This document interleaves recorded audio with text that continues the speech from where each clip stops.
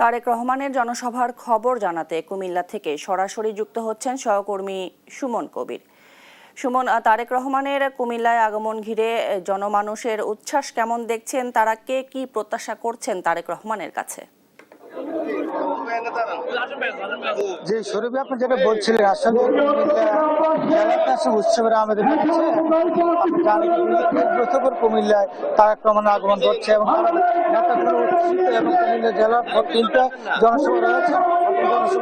চট্টগ্রামে এই মাঠ প্রাঙ্গনে এবং আপনারা জানেন এই আয়োজনকে ঘিরে কুমিল্লা যে এরপরে একসাথে কথা রয়েছে। কুমিল্লার এই আয়োজন আমরা দেখেছি আসলে সকল নেতা উচ্চদের যুব দল, ছাত্র দল, এই জাতীয় বিএনপি দল, সকলে বিশাল জনসভা তারেক রহমানের সবার আগে বাংলাদেশ জাতীয় নির্বাচন সকল এবং চট্টগ্রামের যারা এখানে কামরাই আসলে তাকে বেছে নিয়েছেন তারা কামরুল হুদার আর কামরুল হুদার এই আসলে ঘিরে আসলে আমরা দেখেছি এখানে যে জাতীয় দল তাহের সাহেব জামাত ইসলামের প্রতিনিধিত্ব প্রার্থী এবং পরিবেশে আসলে আজকে এই অনুষ্ঠান হতে যাচ্ছে। এবং সেদিক থেকে যদি বলি কুমিল্লার এই আয়োজন আমি দেখেছি মানুষের মাঝে আসলে একটা তীব্র আনন্দ এবং উল্লাস এলাকা মহল্লা মহল্লা কুমিল্লা জেলায় ঘুরছে। এবং আমি একটু কথা বলার চেষ্টা করবো চট্টগ্রামের আসলে দিয়ে একজন সাথে আসলে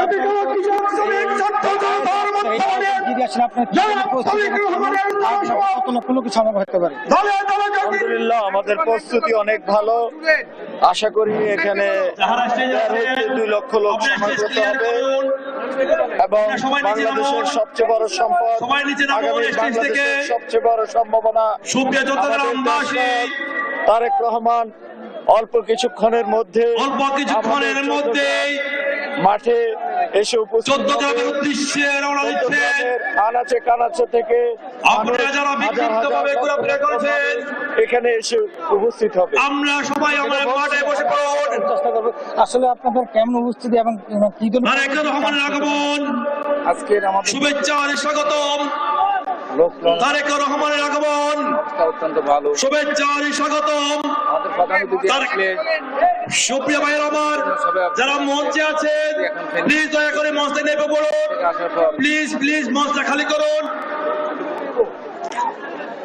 সে যেটা বলছিলেন আয়োজন এবং আমি দেখেছি লক্ষ জনতার উপস্থিতি ঘটবে এবং তার কোনো অপেক্ষা সকল আসলে কুমিল্লা জেলার এই ছিল কুমিল্লা চট্টগ্রাম থেকে সর্বশেষ সরবি।